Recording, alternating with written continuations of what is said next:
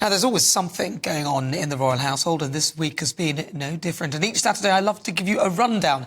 And who better to do so than royal biographer Angela Levin? Angela Levin. Hello. Or Levine, as we were saying. Angela, so talk to me about what's been going on. Well, it's very interesting because King Charles is trying to get better, well, quickly, and his wife, the Queen, she's absolutely holding the whole monarchy above herself, really. She's working incredibly hard. I think she's following what the late Queen Elizabeth did, and she said she had to be seen to be believed. And that's what she's done. Every day this week, she's been to a different place to do something else and been extremely natural. And I think that because she's been jolly, you feel that there's nothing wrong with King Charles. He's just generally recovering. I mean, when she went to one place to see old people, one of the women dropped something. She was on the floor, scrubbling around to get it. And one of her aides was sort of, oh, but she's natural, you see. And when she was given a present of two sort of shoes, she said, "I've always wanted those sort of shoes. Thank you. In my, my late years, I'm going to learn how to tap on them." She's just very sort of accessible in a way, and I think that she's done marvellously.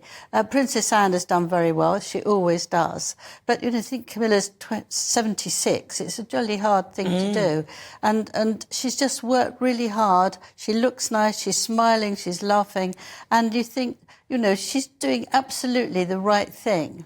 Do you know, I don't think I'd recognise Princess Anne if I saw her.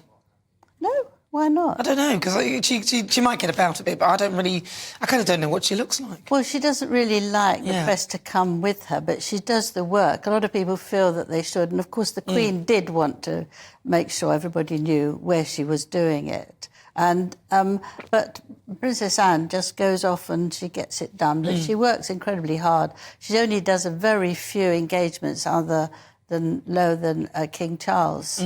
So she's very hard-working, isn't she? She's very hard-working. A good person as well. Yes. So what else has been going on? Well, it's interesting with Harry and Meghan, your two friends there.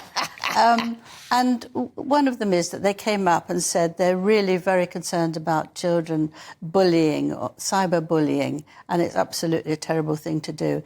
And you sort of think, good heavens, perhaps they shouldn't have done bullying with Queen Elizabeth when she was so ill.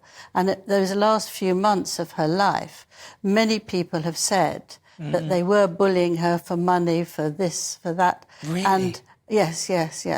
And, how, again, it's this hypocrisy that they have that makes it very difficult to believe them. They said they've got loads of things that they're doing with Netflix, but Netflix said it was in very, very early days. So that means there's no...